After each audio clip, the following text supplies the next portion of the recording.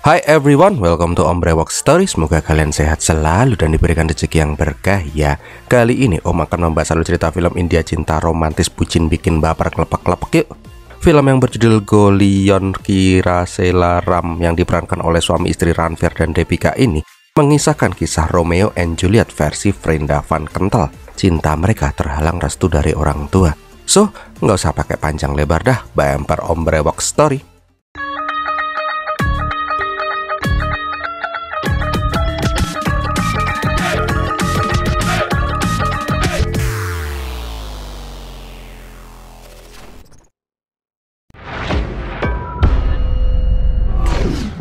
Awal kisah kita diperlihatkan seorang wartawan yang datang ke sebuah daerah gitu. Dia pun heran dan takjub karena orang-orang di sana semua memiliki senjata. Bahkan mereka jualan senjata udah kayak jualan kangkung. Diceritakan juga di daerah yang bernama Rajar itu dikuasai oleh dua keluarga besar, keluarga Sanera dan keluarga Rajadi. Kedua keluarga itu menguasai kota dan saling bersaing dalam bisnis ilegal, mulai dari pengedaran narkoboy, senjata, dan bisnis-bisnis ilegal lainnya. Di saat Pak wartawan lagi ngobrol sama penjual senjata, tuh pasar yang merupakan daerah Rajadi didatangi oleh Bhavani, salah satu keluarga Sanera. Udah seperti kebiasaan, mereka pun selalu menghina warga dari Rajadi. Kambingnya, Bhavani yang lagi show off itu malah dikencingin sama anak bocil dari keluarga Rajadi. Ya ini bocah langsung ditembakin dan diuber-uber sama si Bhavani dong ya. Emang nggak ngotak nih orang ya, anak kecil diudak-udak. Bangkainya, ini anak bocil merupakan cucu dari kepala suku Rajadi. Kambing, itu siapa yang nyambit botol? Ya tawuran ala anak STM lah mereka. Nggak lama kemudian, Papu laporan ke babenya Magi kalau dia habis ditembakin sama Bhavani. Jelas saja mengetahui anaknya ditembakin, Magi pun langsung emosi dan langsung membawa pasukannya. Sekarang bukan perang anak STM lagi, sekarang udah perang duar-duar. Nggak lama kemudian, Papu dan Raza mencari si Ram, anak kedua keluarga Rajadi. Tapi kata orang-orang rumah, Ram nggak mungkin ada di rumah. Dia lagi asik joget di kampung. Baru mulai udah joget-joget. Ya lumayan lah, gentel-gentel versi cowok dulu, biar penonton cewek om pada seneng.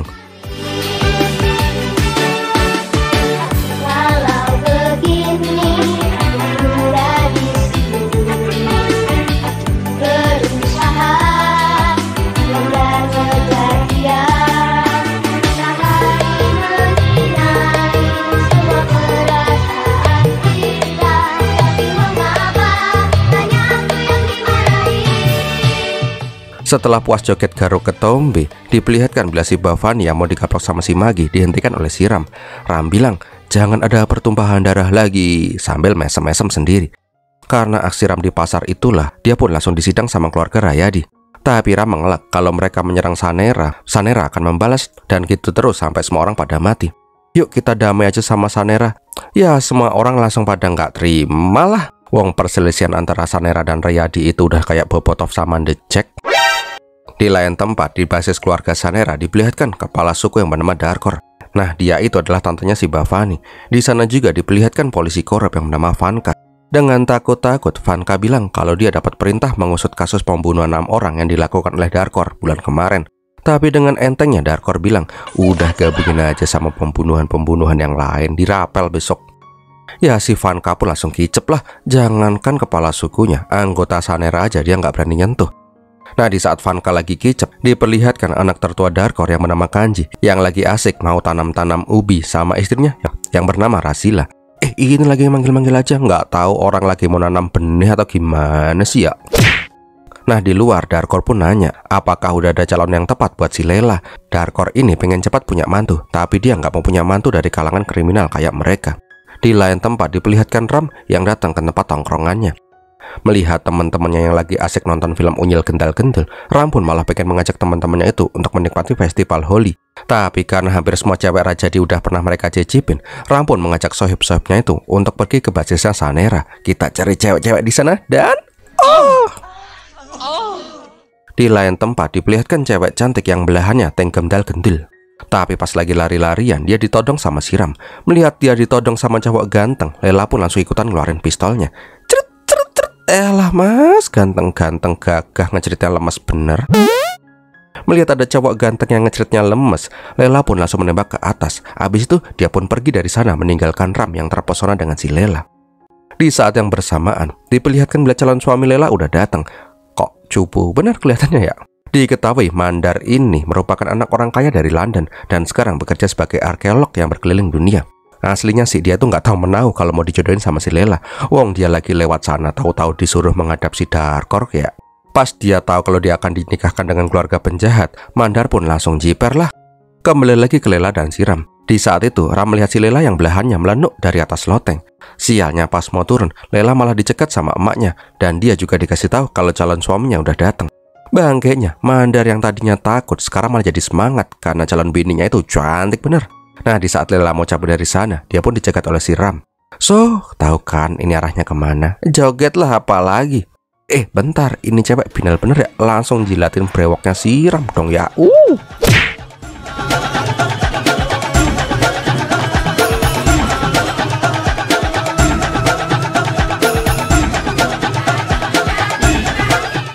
Sialnya di saat joget-joget itu, Bhavani dan si Kaji menyadari kalau ada Ram Rajadi di markas mereka.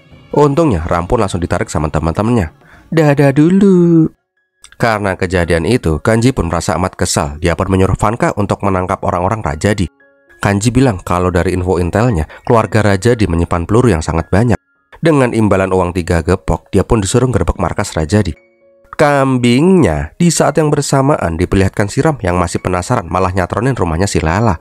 Dengan petangkringan ala maling kutang, dia pun berhasil masuk ke dalam rumahnya si Lela. Nah, pas melihat cowok ganteng yang tadi siang lagi ada di sana, Lela ini bukannya kaget, malah ikutan saling tebar rayuan. Itu belahan Debika masih kenceng bener ya. Yakinlah sumpah ini cewek binal bener. Nah, di atas balkon, Ram pun bilang kalau dia itu adalah keluarga Rayadi. Kalau mau bunuh, bunuh sekarang karena kamu sudah menembak jantungku dengan kecantikanmu. Alah gombal. Sialnya pas lagi asik-asiknya adu gombal, Lela malah dipanggil sama kakak iparnya. Jelas saja Lela pun menyuruh si Ram untuk pergilah. Bentar, benerin nenen dulu ah. Bentar, belum benerin. Kental. Kambingnya ini orang malah nggak pergi-pergi. Intinya sih dua insan yang saling jatuh cinta pada pandangan pertama ini malah saling rayu. Karena suasana udah nggak kondusif, Lela pun meminta nomor HP-nya si Ram dan langsung diselipin ke kutang. Habis itu mereka pun pengen tanam-tanam ubi. Kayak bikin kaget aja ya nih kakak. Udahlah pergi sana, besok lagi. Udahlah pergi sana, bikin jomblo baper aja kalian sih ya. Alah pelukan lagi. Balik lagi dong. Tukeran iler. Alah lama bener pakai acaran jegur-jeguran segala. Keesokan paginya, Lela yang bucin langsung menelpon si Ram, yang rupanya dia malah tepar di antah berantah karena mabok. Udah mabok cium, mabok cinta lagi. Intinya sih mereka kembali saling rayu dan saling gombal sampai Om enak dengerinnya. Nah di sini Ram juga nantang apakah keluarga Sanera itu pengecut atau enggak. Kalau berani si Lela itu datang ke daerahnya si Rajadi. Cewek nekat ditantang. Lela pun langsung gas-gasan lah nyatronin Ram di basisnya. Nah terbukti kan aku berani sampai ke sini. Sekarang kamu bayar tuh tukang becak, habis itu kita bercocok tanam. Jelas saja si Ram pun girang bener disatronin sama pujaan hatinya. Nih bonus aneh cipok. Masih isin aku. Singkat cerita mereka berdua pun langsung pengen adu mekanik di toko senjata. Tapi jangan ngeres dulu. Adu mekanik orang India itu ya joget lah.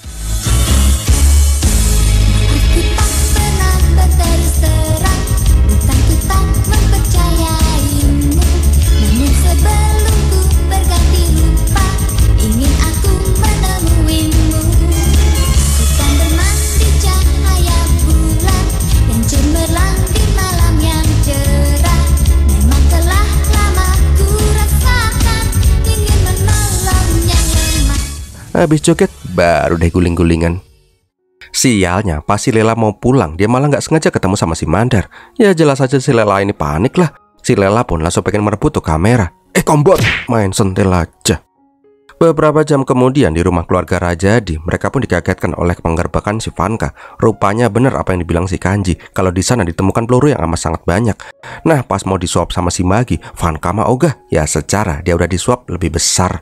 Ketika mau membawa semua peluru itu, dari atas loteng Ram pun teriak, "Oi Pak Polisi, geledah kok di bawah aja, sini di atas juga digeledah dong." Ya si Magi jengkel lah punya adik bangke bener. Singkat cerita, kamarnya si Ram juga digeledah. Tapi pas si Vanka nyetel TV, dia langsung galvok karena tuh TV nyetel film bokep. Tahu kalau ini polisi emang mesum tulen, Siram nawarin video unyil koleksinya. Vanka ini boleh membawa semua VCD box app-nya, asalkan dia meninggalkan semua peluru yang hendak dia sita. Kambingnya Vanka yang emang mesum ini setuju dong. Malam harinya Kanji pun dikabari kalau Vanka bangke udah berkhianat demi VCD 3GB. Yang lebih sialnya lagi, Mandar malah nunjukin hasil fotonya tadi siang. Dakor jelas saja curiga lah, kenapa anak perawan tapi binalnya bisa berada di daerahnya Rajadi. Dengan cepat Lela pun bilang, aku tadi tuh nganterin ini ubur-ubur buat motret-motret di daerah Rajadi kok mak.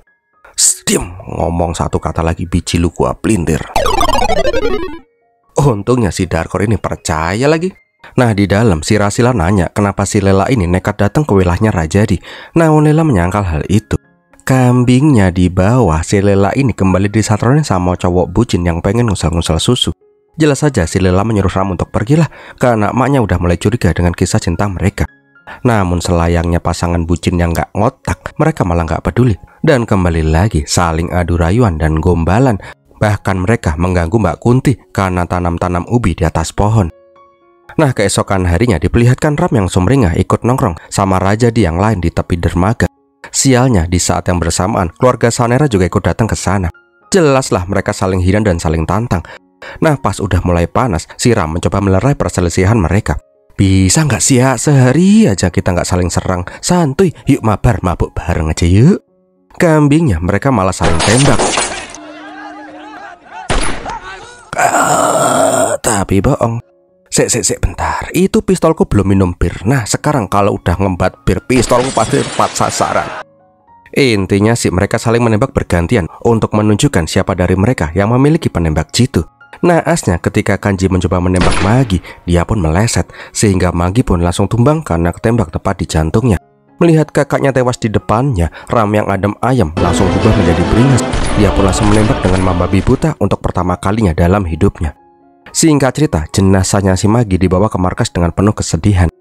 Nah di tempat lain juga diperlihatkan Darkor yang shock. Ternyata yang tewas bukan hanya si Magi, tapi si Kanji juga tewas diberondong peluru oleh Siram.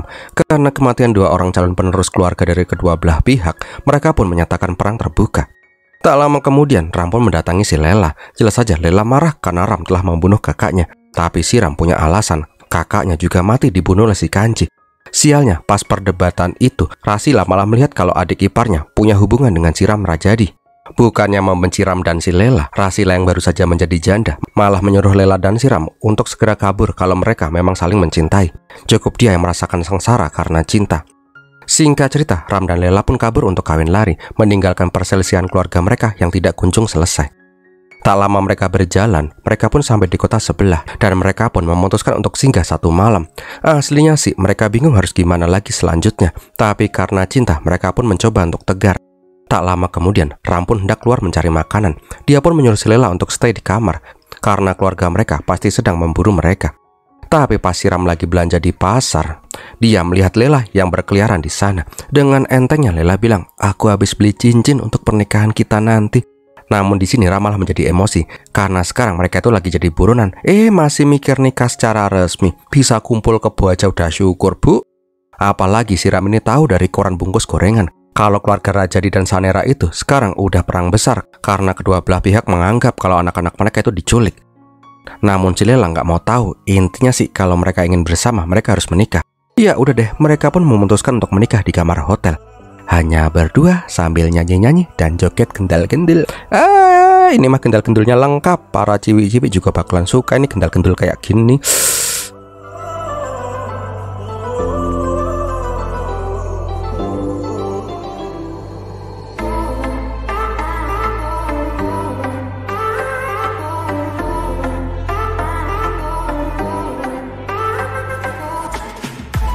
Abis nikah udah pada tahu kan? Nggak usah om jelasin dong. Namun pas lagi asik mau bercocok tanam, si Ram ditelepon oleh teman-temannya. Rupanya teman-temannya si Ram itu udah berhasil menemukan persembunyiannya si Ram.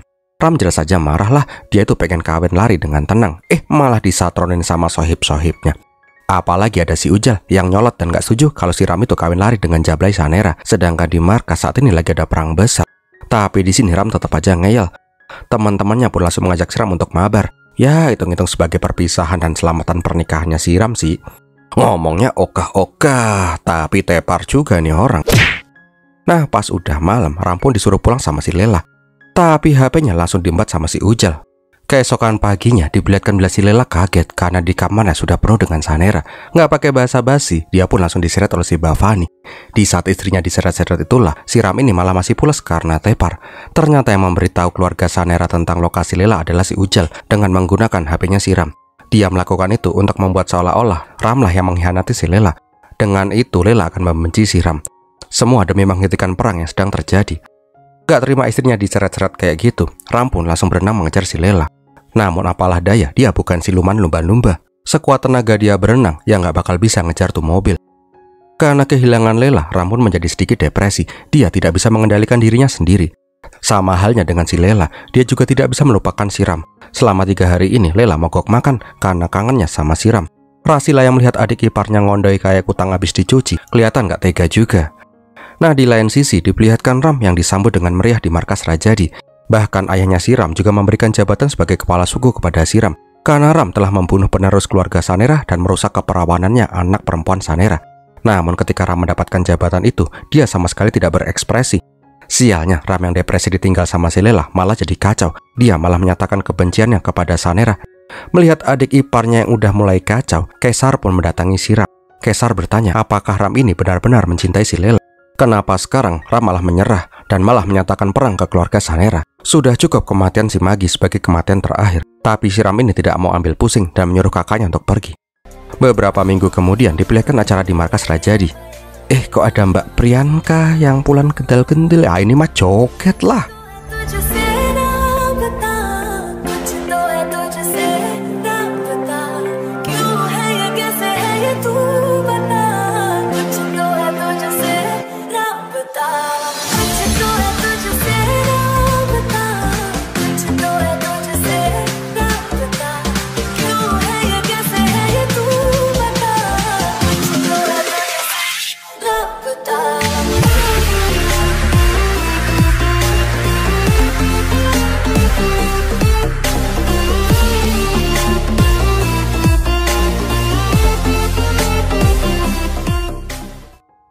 Di lain tempat diperlihatkan orang tua Mandar yang datang ke markas Sanera. Intinya si Darkor ini ingin pernikahan Lela dan si Mandar dipercepat.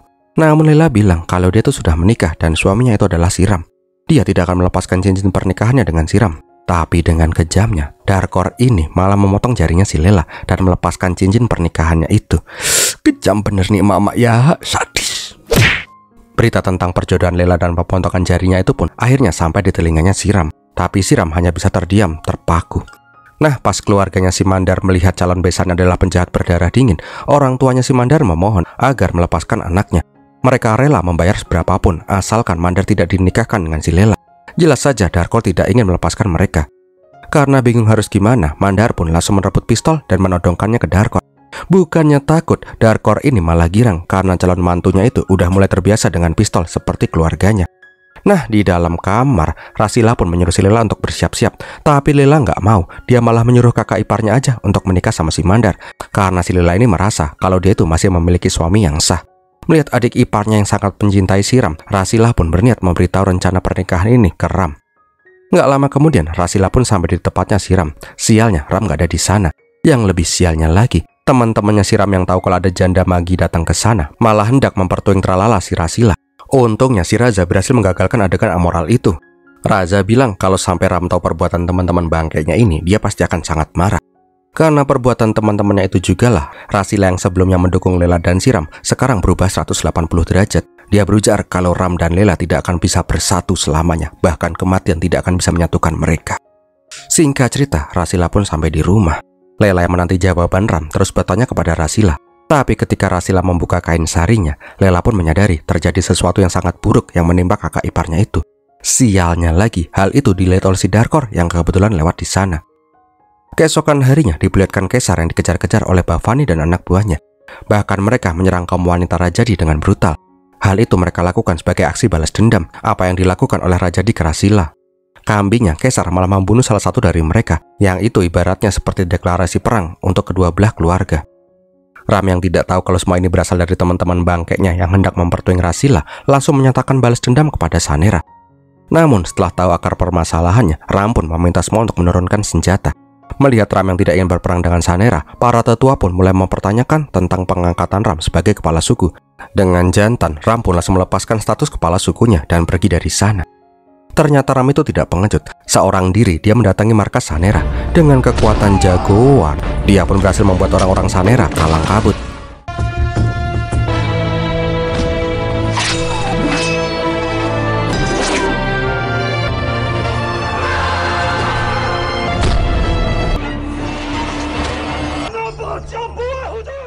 Intinya sih, dia nggak mau ada pertumpahan darah lagi dan mengajukan gencatan senjata kepada Darkor. Dengan santainya Darkor pun bilang, kalau cuma mau mengajak damai tinggal telepon aja, apa susahnya sih, kenapa harus ngamuk-ngamuk di sini? Udah dah, pulang sana, nanti ada telepon. Keesokan harinya si Ram pun ditelepon oleh si Darkor. Intinya sih Darkor ini setuju dengan perundingan damai antar keluarga. Sebagai tahap awal, Darkor mengundang Ram ke perayaan dewa-dewa di markas Sanera, dan dia juga sudah mengirimkan undangan resmi ke Ram. Bentar, itu undangannya kok mayat ya? Oh alah, bulu burung merak toh, om kirain mayat. Mendapatkan undangan langsung dari si Darkor, Ram pun bersedia datang ke acaranya Sanera, tanpa tahu kalau Darkor itu sudah merencanakan sesuatu yang sangat besar. Keesokan harinya, Ram pun dilepas oleh keluarga Rajadi untuk datang ke kandang macan. Joget. Udah gak usah lama-lama deh, nanti ini rekap isinya joget-joget semua. Di saat melihat Lela yang joget-joget itu, tanpa sadar ada orang yang sedang mengeker si Ram. Nah, pas si Darkor pergi menjauh dari si Ram, itu seharusnya menjadi sinyal membunuh si Ram. Namun anehnya, yang ditembak malah si Darkor. Untungnya, walaupun ditembak, Darkor itu belum mati, dia hanya kritis dan koma. Karena kejadian itu, perundingan damai yang seharusnya terjalin malah membuat perselisihan semakin panas. Di saat Darkor koma, Bhavani pun menyalonkan diri sebagai kepala suku pengganti. Namun Rasila tidak sependapat. Dia ingin Lela lah yang menjadi kepala suku pengganti ibunya. Bhavani jelas saja tidak setuju. Tapi sebagai istri dari penerus tahta, Rasila lah yang berhak memilih siapa penerus kepala suku bila Drakor mati atau tidak sadarkan diri seperti sekarang. Lela jelas saja marah kenapa harus dia yang menjadi kepala suku. Dia itu sudah muak dengan perselisihan ini. Apalagi ketika dia menjadi kepala suku, dia harus berhadapan langsung dengan Ram, suaminya sendiri. Namun Rasila punya pendapat lain. Bila Bhavani menjadi kepala suku, dia akan langsung menyatakan perang dengan Rajadi dan membuat situasi semakin menjadi kacau. Karena hal itulah, Lela pun bersedia menjadi kepala suku Sanera yang baru. Di lain tempat, para tetua Rajadi membahas tentang penembakan Drakor. Kenapa ini bisa penting? Karena bisa saja mereka disalahkan atas penembakan Drakor itu. Di sini Ram pun menyarankan agar mereka menjenguk si Drakor agar kecurigaan mereka tidak menjadikan peperangan. Singkat cerita, para petinggi Rajadi pun datang ke markas Sanera. Tapi alangkah kagetnya si Ram ketika melihat Lela sekarang sudah menjadi kepala suku. Berbeda dengan Lela yang sebelumnya, Lela yang binal, Lela yang manja, Lela yang seradak-suduk. Ketika menjadi kepala suku, Lela pun menjadi sangat tegas. Dia bilang, mulai saat ini, semua jalur penyelundupan lewat laut akan dikuasai oleh Sanera. Jangan harap Rajadi bisa melewat dengan bebas. Intinya sih, dia itu ingin memisahkan wilayah Rajadi dan Sanera selamanya. Rajadi menguasai jalur darat, sedangkan Sanera menguasai jalur laut. Bila ada yang melanggar, itu akan menjadi perang habis-habisan. Mendengar itu, Ram dan Lela pun malah berdebat. Karena hal itulah, Ram pun setuju. Mulai sekarang, Rajadi dan Sanera akan dipisahkan oleh wilayah selamanya. Dengan mata berkaca-kaca, Ram pun langsung menghampiri Lela. Dia pun ingin selfie sebagai tanda perdamaian Rajadi dan Sanera dan sebagai pertemuan terakhir mereka. Beberapa hari kemudian, Darkor pun sadarkan diri. Nah, pas lagi berkonsultasi dengan ibunya, Lela dimintain tanda tangan berkas perdamaian oleh Bhavani. Sialnya, Lela tidak membaca berkas itu terlebih dahulu, yang mana berkas itu akan membuat Lela menyesal seumur hidupnya. Di lain tempat, Babji yang merupakan pamannya si Ram dan pengganti Ram sebagai kepala suku, mempertanyakan keputusan Ram yang bersedia membagi wilayah dengan Sanera. Tapi Ram sudah muak dengan semua perselisihan mereka, dan inilah jalan terbaik untuk kedua belah pihak. Di lain tempat diperlihatkan Bhavani yang mendatangi ogoh-ogoh Rahwana untuk persiapan festival Dasara nanti malam. Ternyata di sini kita baru tahu kalau pengkhianatnya itu adalah si Bhavani ini. Dialah yang menembak si Darkor agar dia bisa menjadi kepala suku Sanera. Namun pas rencananya gagal dan Lela lah yang menjadi kepala suku, dia pun langsung bermanuver membuat seolah-olah Lela memerintahkan pembantaian keluarga Rajadi nanti malam. Malam harinya, festival Dasara pun dilakukan di masing-masing wilayah. Di saat itu, para anggota Rajadi pun dibunuh satu persatu dengan keji. Bahkan wanita dan anak-anak tidak luput dari aksi itu. Karena pembantaian itulah, Babji marah besar dan berniat menyerang Sanera yang telah melanggar perjanjian. Ternyata surat yang ditandatangani oleh si Lela sebelumnya itu memerintahkan semua anak buahnya untuk menghabisi keluarga Rajadi sampai tidak bersisa. Vanka yang bingung harus gimana cuman bisa delek-delek. Sialnya di saat itu mereka pun diberondong peluru oleh Sanera, sehingga semua orang di sana pun tewas mengenaskan, kecuali si Babji yang berhasil selamat. Di lain sisi, diperlihatkan bila si Mandar berterima kasih karena sekarang Lela lah yang menjadi kepala suku. Dia pun diperbolehkan untuk pergi dari sana. Namun senyuman Lela seketika berubah ketika dia diberi selamat oleh anak buahnya. Karena rencana Lela itu sangat jenius. Semua keluarga Rajadi sekarang sudah tewas tanpa tersisa. Bahkan Ram juga sudah terkonfirmasi mati ditembak. Di lain tempat diperlihatkan Siddharkor yang juga sedang merayakan festival Dasara dikagetkan oleh kedatangan Kesar dan Papu ke sana. Kesar mengatakan semua lelaki Rajadi telah dibunuh oleh Sanera. Tinggal satu orang lagi penerus Rajadi, yaitu si Papu, anaknya sendiri. Daripada diburu seumur hidupnya, Kesar pun menyerahkan si Papu ke Darkor untuk dieksekusi juga. Biar semua kebencian ini selesai di sini. Melihat itu, Darkor pun hanya bisa terpaku. Apalagi ketika Rasila berkata, berkahnya paling besar dari dewa adalah dia belum diberikan keturunan, sehingga dia tidak akan bisa merasakan rasanya kehilangan anak tercintanya. Mendengar itu, Darkor pun langsung mengambil pistolnya dan langsung memberikannya ke Papu agar si Papu ini bisa membalaskan dendam kematian orang-orang Rajadi kepada dirinya. Tapi si Papu tidak ingin membunuh ataupun balas dendam. Papu mengingat perkataan pamannya. Paman Ram pernah berkata, bila hidup tanpa balas dendam, bahkan gurun tandus pun akan bermekaran bunga. Mendengar itu, Darkor pun langsung sadar dan dia pun langsung mengangkat si Papu sebagai cucunya. Melihat itu, Bhavani yang emang bangke malah menodongkan pistolnya ke Darkor. Dia pun mengaku sebagai orang yang menembak si Darkor karena dia ingin Sanera berjaya, nggak lembek kayak si Darkor, apalagi si Lela. Nggak pakai mikir panjang, Darkor pun langsung membunuh Bhavani di tempat. Karena melihat perselisihan ini tidak membawa apa-apa, Darkor pun memutuskan akan berdamai dengan Rajadi. Nggak cuman itu, Darkor pun menyuruh utusannya ke tempat Rajadi. Dia ingin melamar Siram sebagai menantunya untuk menyudahi semua perselisihan ini. Nah, di lain tempat diperlihatkan bila si Lela ingin bundir dengan menembak dirinya sendiri. Tapi alangkah kagetnya dia ketika mendapati Ram itu masih hidup. Namun Ram sangat marah karena semua sukunya telah dibunuh oleh perintah dari Lela. Di saat berdebat itulah, Ram melihat keramaian di luar yang dia anggap bila perang sudah mencapai puncaknya. Ram mengatakan dengan kematian dirinya itu akan membuat perselisihan selesai. Tapi Lela tidak setuju. Jika Ram ingin mati, dia juga ikut mati. Singkat cerita, mereka berdua pun saling todong-todongan. Ram meminta Lela untuk menembak tepat di jantungnya, seperti yang pernah dilakukan Lela sebelumnya, menembak jantungnya dengan cinta. Namun pas hendak menekan pelatuk bersamaan, Rasila memanggil si Lela. Tanpa tahu kalau keluarga mereka sudah berdamai, mereka pun berciuman untuk terakhir kalinya, dan mereka pun mati bersama.